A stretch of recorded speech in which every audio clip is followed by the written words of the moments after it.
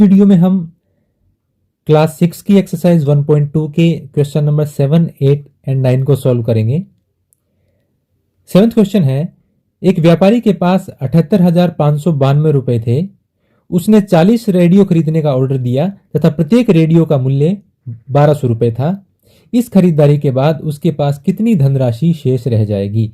यानी एक व्यापारी के पास कुछ रुपए हैं और वो उनसे 40 रेडियो खरीदता है और प्रत्येक रेडियो का मूल्य है 1200 रुपए। तो ये बताना है कि उसके बाद ये रुपए खर्च करने के बाद कितने रुपए शेष रह जाएंगे।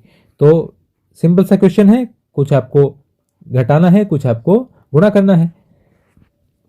लिखेंगे कैसे हम इसको? व्यापारी के पास कुल रुपए या कुल धनराशि, व्यापारी के पास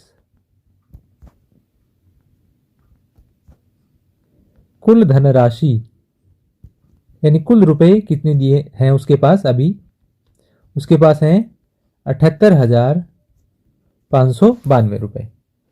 ये रुपए का साइन आप पहले लगा दो या इसके बाद में रुपए लिख दिया करो तो भी चलेगा। 40 रेडियो खरीदने का ऑर्डर दिया है तो एक रेडियो का मूल्य 1200 रुपए है। तो 40 रेडियो का मूल्य कैसे आएगा? हम 40 को 1200 से मल्टीप्लाई कर देंगे यानी गुणा कर देंगे। जैसे आप एक दुकान से पेन लेने गए और आपको कह दिया जाए कि 5 रुपए का एक पेन है, यानी एक पेन का मूल्य 5 रुपए है। यदि आपको 10 पेन लेने हैं तो आप कितने रुपए देंगे दुकानदार को? आप 10 को 5 से मल्टीप्लाई करेंगे, 10 5 50 रुपए देंगे। तो वैसे ही यहां पर 40 रेडियो का मूल्य बराबर 40 रेडियो का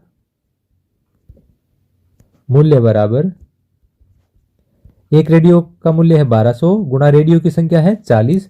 दोनों को आप मल्टीप्लाई कर दीजिए। या तो आप अलग से रफली मल्टीप्लाई कर सकते हैं या मैं आपको देखो जैसे जैसे मैं आपको मैथ्स की वीडियो बताऊंगा मैं आपको शॉर्ट ट्रिक ज्यादा बताऊंगा।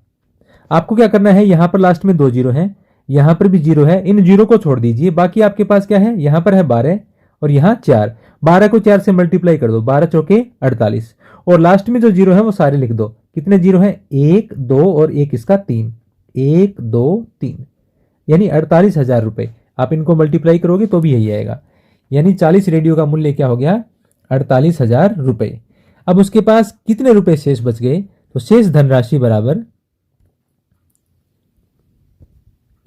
शेष धनराशि बराबर पहले कितने थे उसके पास? 78,592। उसमें से हम घटा देंगे कितने?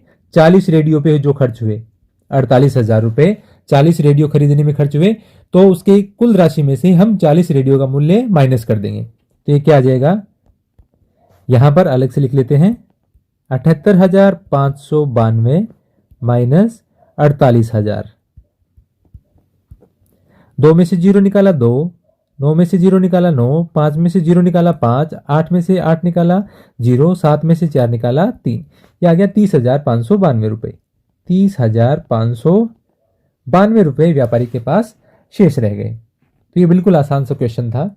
इसके बाद में अगला क्वेश्चन है, एक विद्यार्थी ने 7,236 को 56 के स्थान पर 65 से गुणा कर दिया। यानी थी करना था उसको 56 से मल्टीप्लाई और कर दिया उसने 65 से।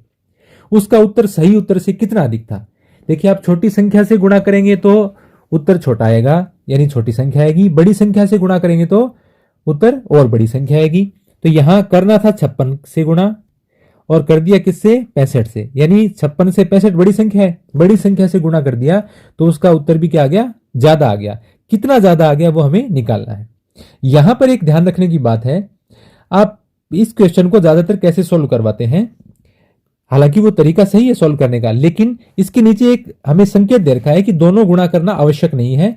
तो हम प्रयास ये करें कि हम दोनों को गुणा करें बगैर आंसर निकालें। कैसे? देखिए, मैं एक तो ट्रेडिशनल फॉर्मूला बताता हूं, आप सीधा जैसे गुणा करके निकालते हैं।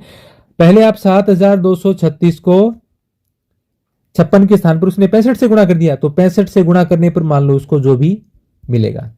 फिर आप 7,236 को किससे गुणा करना था? 56 से, तो आप 56 से गुणा कर दो, यहां भी आपके पास कोई संख्या आ जाएगी। फिर आप क्या करोगे? 65 से गुणा करने वाली संख्या बड़ी है, 56 से गुणा करने वाली संख्या छोटी है, तो आप इस संख्या में से ये संख्या घटा देंगे, वो आपका आ जाएगा उत्तर।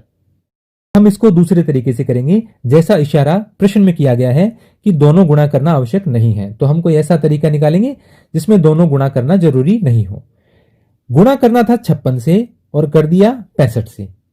इन दोनों के बीच का आपको अंतर निकालना है कि जो दोनों रिजल्ट हैं उसमें क्या अंतर आता है।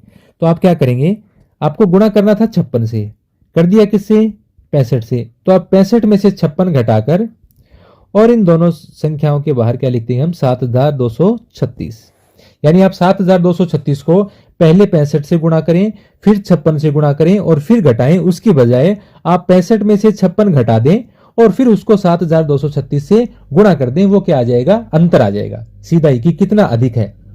65 में से 56 घटाओगे 9 आएगा, आप 9 को 7236 से गुणा कर देंगे तो वही आंसर आएगा, जैसा कि यदि आप 65 से और 56 से अलग अलग गुणा करके और माइनस करने पर आता है।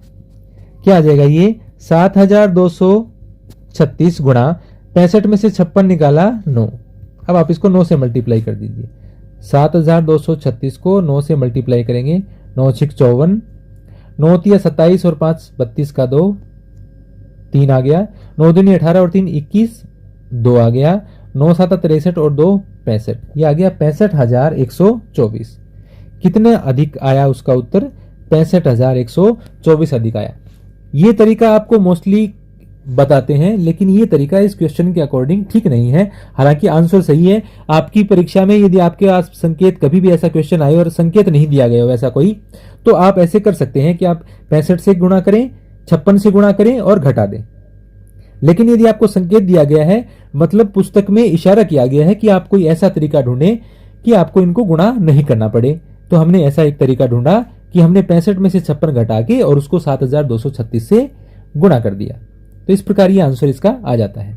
इसके बाद में 9th क्वेश्चन है, एक कमीज सीने के लिए, यानी एक कमीज सिलने के लिए 2 मीटर 15 सेंटीमीटर कपड़े की आवश्यकता है।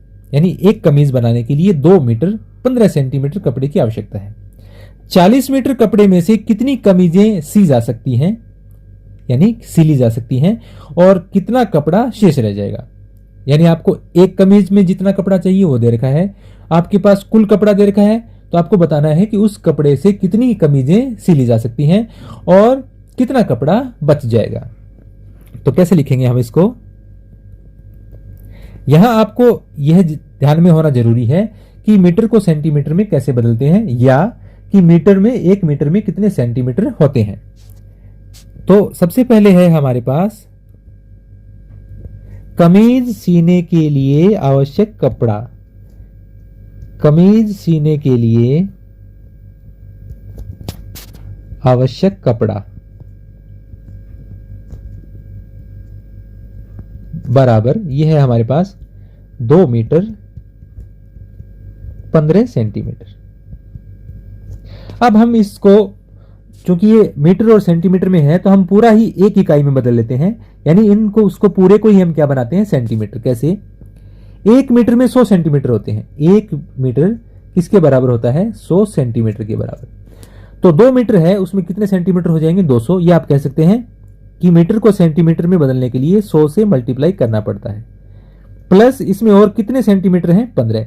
जो मीटर था उसको हमने बदल दिया सेंटीमीटर में, और आगे 15 सेंटीमीटर ही है, वो इसमें हम जोड़ देंगे।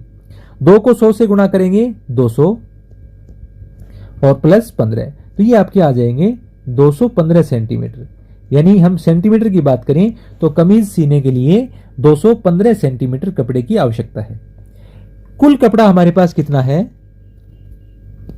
प्रश्न में दिया गया है कुल कपड़ा बराबर 40 मीटर। अब इसको भी हम क्या करेंगे, सेंटीमीटर में बदल लेंगे, क्योंकि सभी इकाइयां एक प्रश्न में सेम होनी चाहिए। तो मीटर को सेंटीमीटर में बदलने के लिए मैंने आपको क्या बताया, 100 से मल्टीप्लाई करना पड़ेगा, यानी गुणा करना पड़ेगा। 1 मीटर में 100 सेंटीमीटर होते हैं, इसलिए 40 को आप 100 से मल्टीप्लाई करेंगे, क्या आ जाएगा, 4000। अभी मैंने आपको एक तरीका बताया था कि यदि आपके पास लास्ट में 0 है तो उनको छोड़ दिया करो, और 4 को 1 से गुणा किया, 4 एकम 4। अब ये तीनों 0 इसके आगे लगा दो, या आप अलग से मल्टीप्लाई करके देख सकते हैं यदि आपको ये समझ नहीं आता तो। ये आ गया 4000 सेंटीमीटर। किस में बदल गया, ये सेंटीमीटर में बदल गया। अब आपको बताना है कि इस 40 मीटर कपड़े से, या 40 मीटर को हमने बदल दिया 4000 सेंटीमीटर कपड़े से, कितनी कमीजें यानी कितनी शर्ट बनाई जा सकती हैं, सिली जा सकती हैं। तो हम लिख सकते हैं अब यहां पर, अतः सी जा सकने वाली या सिली जा सकने वाली कमीजों की संख्या, शर्ट्स की संख्या, कमीजों की संख्या बराबर कैसे निकालते हैं आप, आपके पास कुल कपड़ा है 4000 सेंटीमीटर और एक कमीज को सीने के लिए चाहिए 215 सेंटीमीटर, तो आप 4000 में 215 का भाग दे देंगे, या आप इसको ऐसे लिख सकते हैं, भाग में आप लिखें तो 4000 भाग 215। इस प्रकार से आपको निकालना पड़ेगा ये कि आप कुल कपड़े में से एक कमीज सीने के लिए जितना कपड़े की आवश्यकता है उसका भाग दे देंगे। जैसे आपको कोई कह दे कि आपके पास 200 रुपए हैं और आपको 5-5 रुपए के पेन लाने हैं, तो आप कितने पेन ला सकेंगे, तो आप 200 में 5 का भाग देंगे तो वो आएगा 40 यानी 40, तो आप 40 पेन ला सकेंगे। तो वो तरीका है संख्या निकालने का। तो आपने कुल कपड़े में से एक कमीज के लिए जितना कपड़ा चाहिए उसका भाग दे देंगे। तो आप 4000 में 215 का भाग दीजिए, 4000 में हम भाग देंगे 215 का। 15 का भाग 4 में नहीं जाता, 40 में नहीं जाता, 400 में जाएगा। 215 दूनी, तो 200 का दुगना ही 400 हो जाता है, तो 215 का दुगना तो उससे ज्यादा होगा, 430 हो जाएगा। तो कितनी बार भाग देंगे हम, एक बार। 215 एकम 215, 10 में से 5 घटाया 5, 9 में से 1 घटाया 8, 3 में से 2 घटाया 1, 185। अब 215 का भाग 185 में जाएगा नहीं, तो इसके आगे एक जीरो और बच गया, वो हम यहां उतार लेते हैं।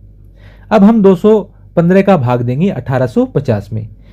तो आपको 215 की टेबल तो आती नहीं हमें, तो 215 का भाग 1850 में देने के लिए आप मल्टीप्लाई कर करके देखिए कि 215 को आपने जैसे 8 से मल्टीप्लाई किया, 8 5 40, 8 एकम 8 और 4 12, 8 दूनी 16 और 1 17, 1720 आया।